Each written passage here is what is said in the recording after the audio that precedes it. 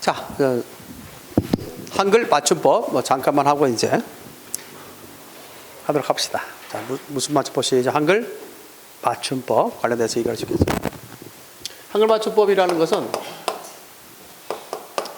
잠시만 설명하고 밥 먹고 합시다. 한글 맞춤법은 맞춤법이다. 뭘로 적는 것이냐? 한글로 적는데 어떻게 쓰는 것이 올바른 표기법인가를 밝히는 게 한글 맞춤법이다. 그래서 한글 맞춤법은 쓰는 사람 입장이 아니라 이 마인드를 가져야 돼. 쓰는 사람 입장이 아니라 보는 사람 입장에서 의미를 잘 파악하고 잘 읽을 수 있도록 적어줘야 된다. 알겠지? 그걸 뭐라고 다시 시작. 한글 맞춤법이다 라고 얘기할 수 있는 거죠. 알겠어요? 다시 한번 한글 맞춤법 뭐라고 시작. 한글 맞춤법 뭐라고 해야 다 같이? 보는 사람 입장, 쓰는 사람 입장? 보는 사람이 의미를 잘 파악하고 잘 읽을 수 있도록 적어준다. 그럼 어떻게 해야 될까라는 것에 대한 얘기인데, 그때 총칙 제1항에 밑줄 짝 해놓고 반드시 알아야 돼. 한글 맞춤법은 표준어를 대소리대로 적되 어법에 맞도록 함을 원칙한다 했죠? 그래서 그때 됐습니다. 대상이 있을 것 같아? 대상. 한글 맞춤법은 뭘 대상으로 삼는다는 것? 표준어. 우리가 앞서 배웠던 표준어 있지? 앞서 시간에 배웠던 표준어를 대상으로 할 때. 그 다음에 두 번째가 있습니다. 표기의 원칙이 있어. 원래 그 한글을 갖다 만든 취지. 세종대왕께서 뭘 만들었지? 한글 만들었지. 한글 만든 취지가 뭐예요? 소리는 있는데, 우리 말은 있는데 말을 적을 수 있는 문자가 있었다 없었다?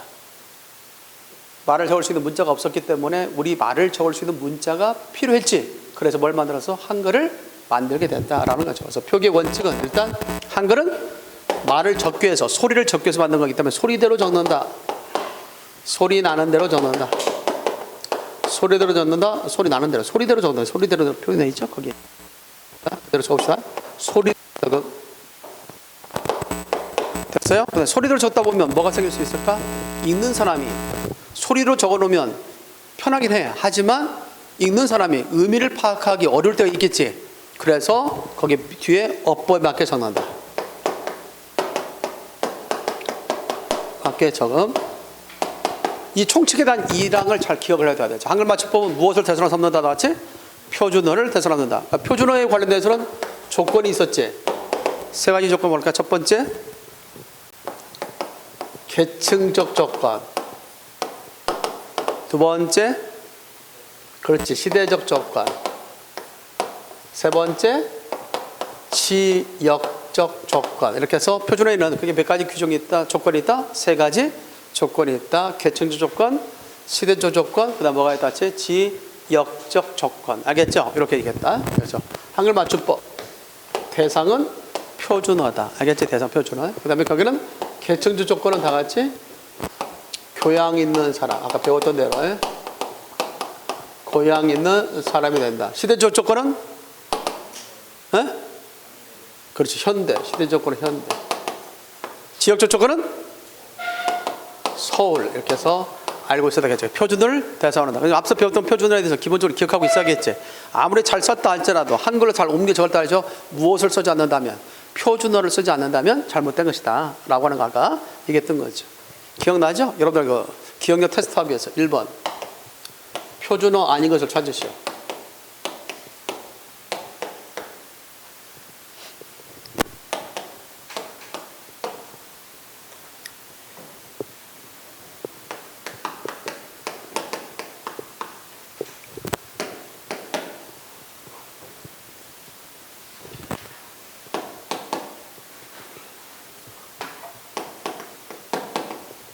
자, 표준어 아닌 걸 찾으시오. 몇 번?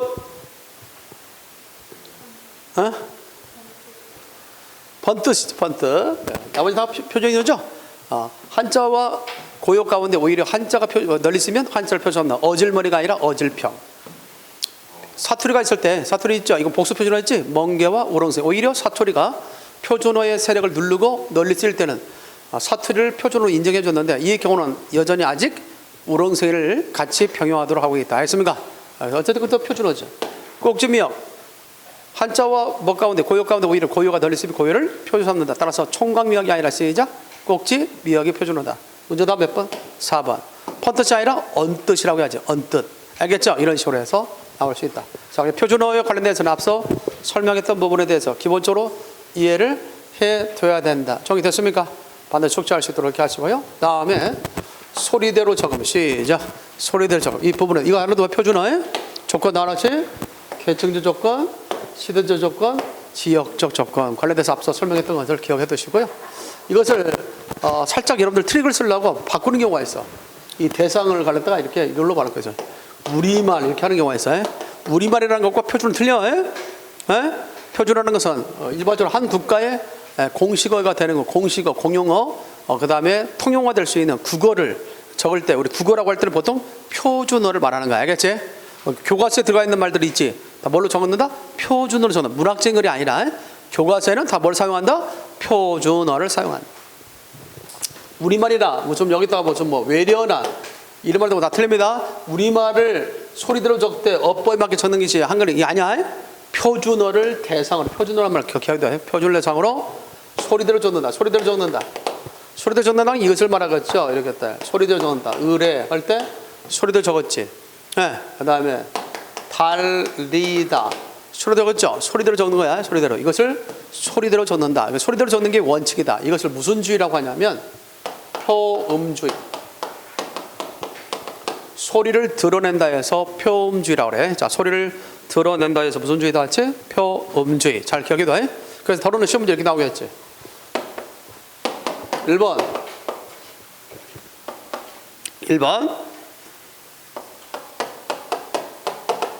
강낭콩이 있다. 2번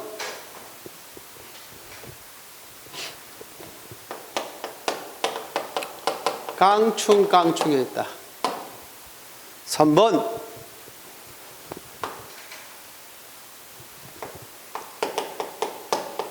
총각무가 있다. 4번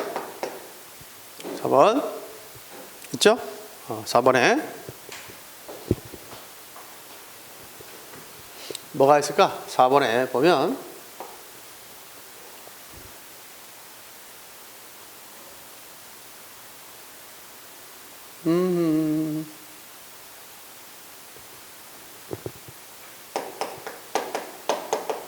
반물이 있다.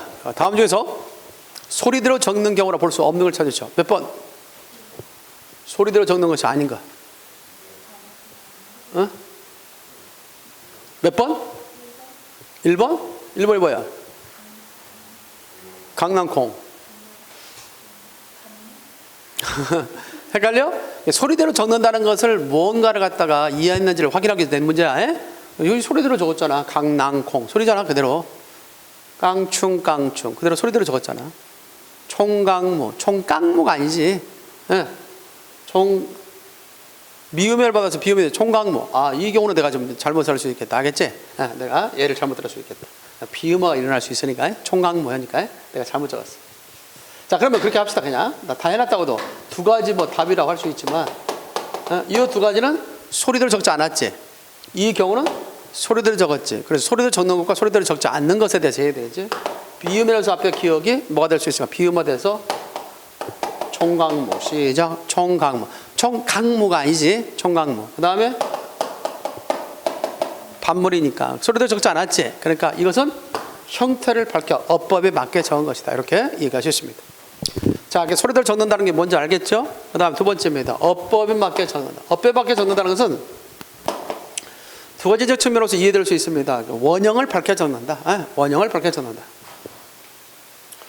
원형을 밝혀 적는다는 말이에요.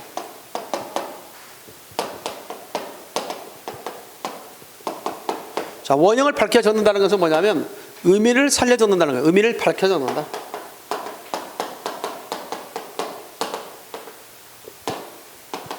그래서 대체적으로 뜻을 밝혀 적는다는 거야. 그래서 이것을 무슨 주의라고 하냐면 표의주의. 다 같이 시작. 표의주의. 표음주의다. 표의주의다. 나왔지? 표의주의와 관련될 수 있다. 이렇게 해서 표음주의가 있다. 그 다음 뭐가 있다. 시작. 표의주의가 있다. 이해됐습니까? 이 부분에 대해서 기억을 할 수 있겠다. 그렇다면 뜻을 밝혀 적는다는 게 무슨 말일까? 이런 것도 하나 생각하면 쉽죠? 체연에 뭐가 만났을 때?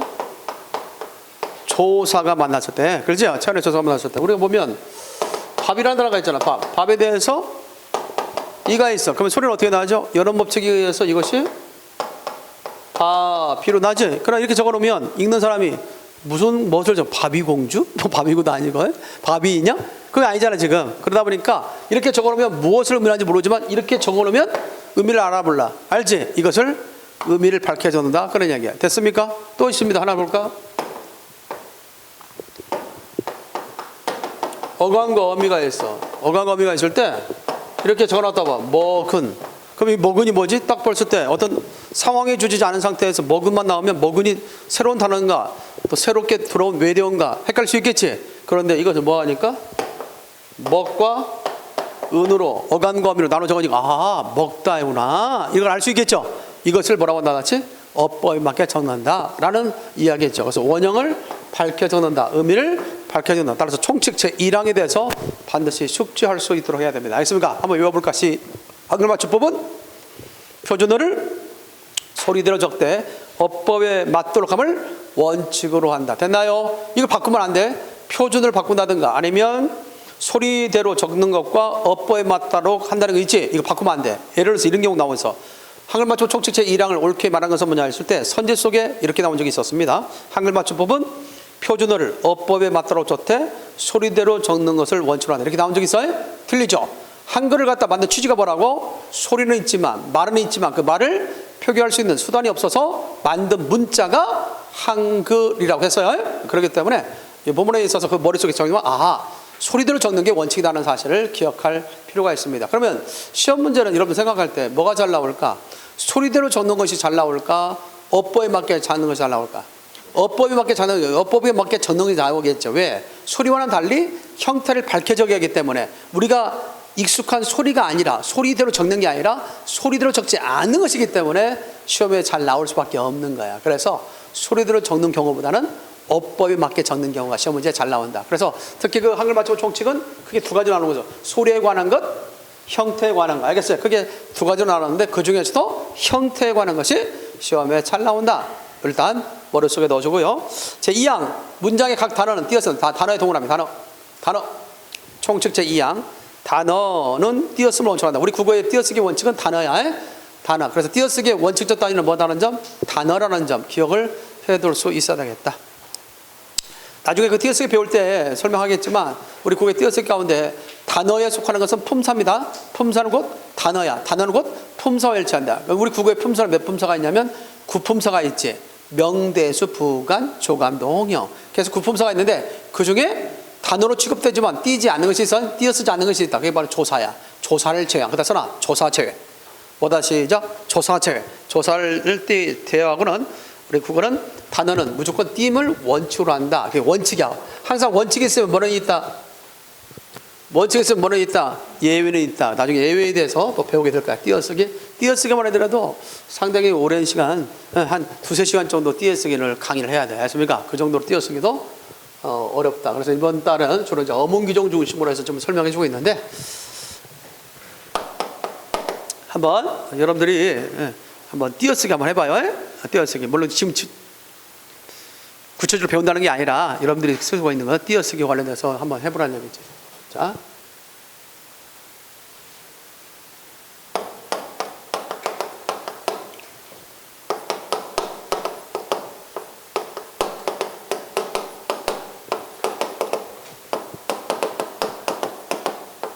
그렇죠? 언뜻 딱 이 문장을 써놨을 때 붙여 쓰니까 의미를 갖다 파악하는데 좀 어렵죠? 가독성이 떨어지지? 그러잖아. 그러니까 뭐 해야 돼? 그래서 처음에는 소리를 적는데 원칙이었기 때문에 세종대왕이 한글을 갖다가 창제할 당시에는 띄어쓰기를 하지 않았어요.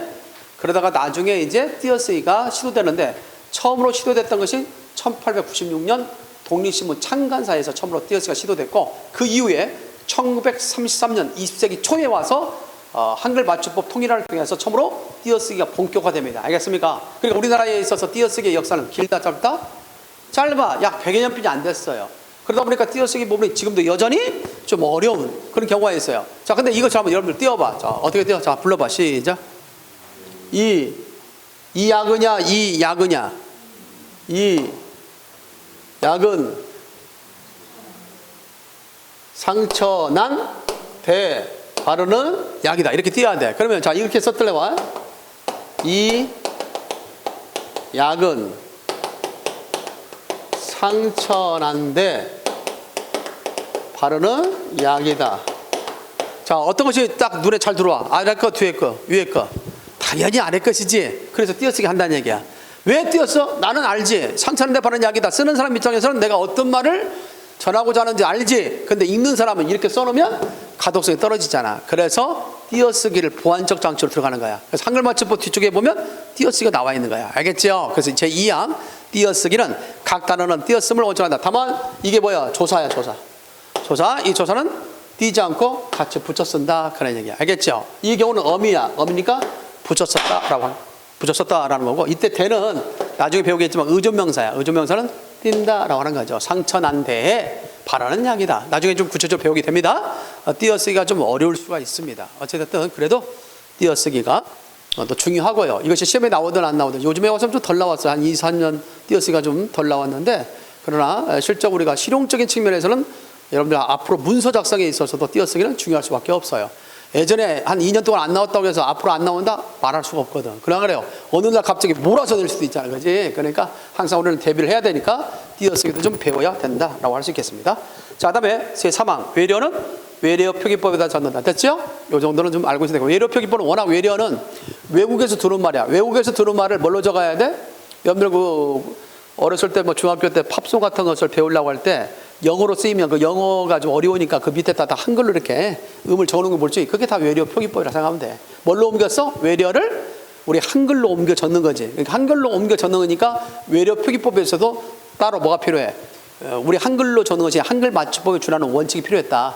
그 중에 여러분들 시험 문제 나오는 것은 외래어 표기법에서는 영어 표기가 주로 나와. 영어를 우리말로 어떻게 옮길 것인가. 알겠지? 그래서 뭐 여러 나라가 있잖아. 뭐 일본어 표기도 있고, 뭐 러시아어 표기도 있고, 프랑스어 표기도 있잖아. 하지만 그런 거 다 할 수가 없잖아. 우리가 보편적으로 많이 하고 있는 게 뭐다? 영어지. 그 영어 표기를, 영어를 우리말로 어떻게 옮길 것인가. 알겠습니까? 그것을 외래어 표기법이다라고 이야기하는 거지. 정의됐나요? 이런 것들이죠. 그런 것들을 우리가 생각할 수 있겠다. 대체적으로 보면 이거 저잖아. CAK 이거 많이 볼 수 있죠. 이게 영어잖아. 영어를 뭘로 갖고 해야 돼? 한글로 옮겨야 할 거 아니야. 한글로. 한글로 옮길 때. 그래서 뭐라고 그래? 요거죠. 그래서 발음을 중심으로, 이것을 발음을 중심으로, 그 발음을 토대로 해서 이 발음이 나올 거 아니야. 발음을 우리 한글로 옮기는 거야. 알겠지? 그래서 나온 것이 크가 나온 거야. 알겠습니까? 대만 알겠죠? 이게 외래어 표기법이라고. 대만 이해됐나요? 그런 것들을 나름대로 이제 공부를 해야 돼. 그래서 나중에 또 학부를 하고 그 정도만 기억하면 되겠습니다. 이렇게 해서 총칙에 대한 1항, 혹시라도 썰렁하게 시험 문제 이렇게 나올 수 있겠죠. 다음 중 한글 맞춤법 총칙에 들어있는 내용이 아닌 것은 1항, 2항, 3항이 있으니까 네 번째는 아닌 거지. 사지선답으로 본다면. 그래서 이 세 가지도 잘 기억해둬라. 여러분들 시험은 오지선답이야, 사지선답이야? 사지선답이잖아. 알겠습니까? 그러니까 세 개잖아. 그러니까 아닌 거. 그렇게 하면 네 번째가 아니겠지. 전혀 다른 거겠죠. 자, 그 다음에 잠호입니다. 두 번째입니다. 총칙에 대해서 첫 번째 배웠습니다. 잠호까지 설명하고 점심 먹으러 갑시다. 알겠습니까? 자, 첫 번째 뭐에 대하지? 총칙에 대해서 얘기했어요. 두 번째는 뭐에 대한 이야기다? 잠호. 이 잠호에 대해서는 잠호의 명칭, 첫 번째 볼 수 있는 것이 잠호의 명칭과 배열 순서를 좀 기억해 놓을 거고요. 두 번째로 배울 수 있는 것이 뭐냐면 사전 등재 순서. 사전 등재 순서, 이 정도 기억하고 있어야 돼. 자, 잠호의 명칭 가운데 우리가 헷갈릴 수 있는 것 중에 하나가 있는데 뭐가 있냐면 요거 있어. 물론 순서를 먼저 얘기한다면 뭐 순서 보면 기역이다, 리언이다, 디귿이다, 리얼이다, 미음이다, 비읍이다, 시옷이다, 이영이다, 지읒이다, 치읒이다, 기역이다, 티읒이다, 피읍이다, 히읗이다. 몇 개입니까? 14개 있죠? 14개를 하고요. 그다음에 그에 따라서 이제 뭐 할 수 있어요? 필요에 따라서 뭐 할 수 있다? 그 여러분들 교재 밑에도 있지만 필요에 따라서 뭘 만들어 쓸 수 있다? 교재적으로 보면 같은 있죠? 잠으로서 적을 수 없는 소리는 두 개 이상의 잠어를 어울려서 쓸 수 있다고 나와서 안 나왔어? 나와 있지? 그것을 좀 기억하고 있으면 될 것 같아요. 어떤 거? 그래서 끝부스스. 그래서 기억에 대해서 뭐가 있다? 시작. 쌍기역. 디귿에 대해서 쌍디귿. 그 다음에 비읍에 대해서 쌍비읍. 시옷에 대해서 쌍시옷. 지읒에 대해서 쌍지읒. 그래서 덧붙여서 이런 것들을 통해서 표기할 수 있다라고 하는 것이죠. 모음 관련해서 봐봐. 자, 모음. 자, 모음 시작. 아. 이것을 이렇게 써놔. 잘 봐봐. 모음 할 때 아, 야, 어, 여, 오, 요, 우, 유, 이. 됐죠? 끝에 이제 이가 나왔는데 이 값을 다시 한번 더하면 되는 거야. 이 값을 더해서 아에 대해서 예, 되죠? 야에 대해서. 알겠지? 그래서 모음을 더부터 두 가지를 겹쳐서 다시 더 필요에 따라서 쓸 수 있다는 얘기야. 뭐야? 다음에 이거는 예죠? 이거는 예. 이거는 달리 세 가지가 있어. 와, 왜, 알아도 해? 와, 왜, 세 가지.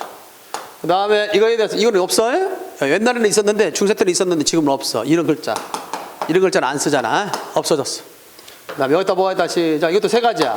워, 왜, 위. 다 같이 시작. 워, 왜, 위. 세 가지. 됐지? 또 옛날에는 이런 글자도 있었어요. 이거 이제 없어요. 이거 쓰지 않습니다. 그래서 다 같이 시작. 의. 됐습니까? 이런 식으로. 그래서 몇 자입니까 여기? 아여, 어요, 오요, 우요, 이. 몇 개? 10개지 10개. 밑에 거 세워봐. 11개 아닌가? 11개지? 합쳐서 몇 개? 21개. 따라서 오늘날 현대국어에서의 모음은 21개를 쓰고 있어. 이 몇 개야 이거는? 14개 했다가 5개 합치니까 19개지? 합쳐 몇 개? 오늘날 현대국어는 40 자모책을 갖고 있다. 알겠지? 몇 개? 40이야? 40개를 갖고 있다. 됐죠? 여기서 하나 기억할 수 있는 것이 있어. 명칭이야. 뭐다 같이? 명칭. 모음에 대해서는 어렵지 않아. 아야, 어야 하면 되잖아. 그런데 자음 관련돼서 명칭 관련돼서 헷갈릴 수 있는 것이 있어. 그게 뭐냐면 대표적으로 이거, 이거, 그 다음에 이거, 그 다음에 이거, 그 다음에 이거. 이 5가지에 대해서 명칭에 대해서 조심해야 돼. 예를 들어서 잘 봐봐. 이게 있다면 기역이 맞을까? 기역이 맞을까? 위에 거 아래 거. 이러한 것들은 1527년 최시철 훈몽자회에서부터 자모의 명칭을 부여하는 데 있어서 한자 음을 빌어서 주로 표기했어요. 그리고 이 원칙이 있어. 이 원칙. 초성과 종성에 같이 쓰면 돼. 그래서 미음이다, 미음. 알겠습니까? 이렇게. 비읍이다, 비읍. 쓰면 돼. 자, 그런데 이런 원칙을 벗어난 것이 있어. 그게 몇 가지가 있다? 3가지가 있어. 3가지. 그래서 기역이 아니라 지금 북한은 여전히 과거의 전통성을 따라서 기역이라고 하고 있어. 근데 우리는 이걸 맞다고 그래. 알겠지? 기역. 시작. 기역. 자, 디귿에 대해서는 디귿이라고 적어야 돼? 디귿이라고 적어야 돼? 디귿. 이것이 맞아. 알겠죠? 또한 시옷에 대해서는 시옷이 맞아. 시옷이 맞아. 시작. 시옷이 맞다. 됐지? 그런데 우리 학생들이 많이 헷갈렸던 것 중에 하나가 뭐냐면 요거하고 요걸 많이 헷갈리더라. 이것의 명칭은 다 같이 기역이라고 해야 돼. 자칫 기억하니까 키역하면 틀려. 알겠죠? 이 경우도 마찬가지야. 티읒이라고 해야 되는데 디귿에 맞춰 티귿이라고 하면 틀려. 됐나요? 요것이 가장 기본적으로 시험 문제 출제될 수 있으니까 좀 기억을 해둘 수 있어야겠다. 여기까지 되나요? 잘하도록. 다음에 지워도 되겠습니까? 마지막 사전 등재 순서.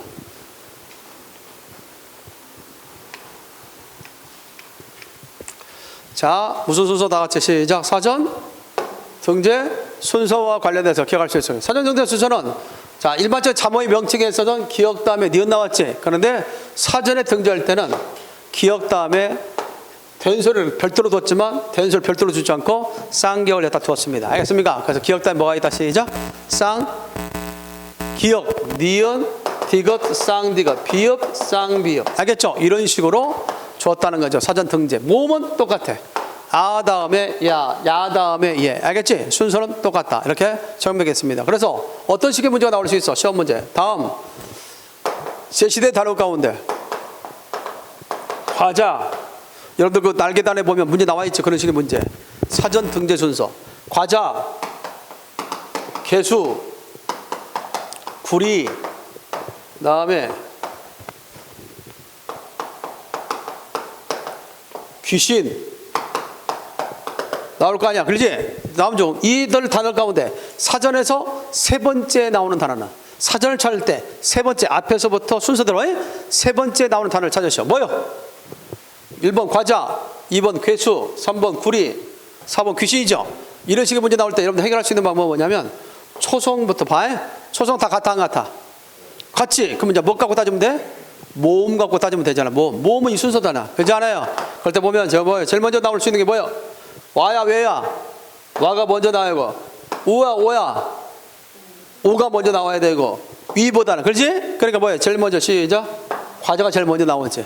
그렇지? 두 번째 뭐예요? 시작 괴수지. 세 번째 뭐예요? 시작 구리지. 구리. 그 다음에 뭐예요? 귀? 이거지. 순서대로 돼 있지. 알겠습니까? 약간 무의식적으로 말이지 문제 낼 때 그렇게 나오는 것 같아요. 알겠습니까? 제가 순서로 내는 거. 세 번째 나오는 단어니까 뭐에 나왔지? 구리가 세 번째 나온다. 이런 식으로. 그래서 여러분들이 그러니까 눈대중으로 풀면 안 돼. 이런 식의 문제가 나왔을 때는 눈대중으로 풀지 않고 했다. 한글 맞춤법 총칭에 대한 이해와 자모의 명칭과 사전 등재 순서에 대해서 나름대로 정리해 봤습니다. 알겠습니까? 다음 시간부터는 이제 본격적으로 한글 맞춤법으로 들어가도록 하겠습니다. 알겠죠? 점심 맛있게 드시고 다시 이 자리에 2시까지 와주시기 바랍니다. 수고했습니다.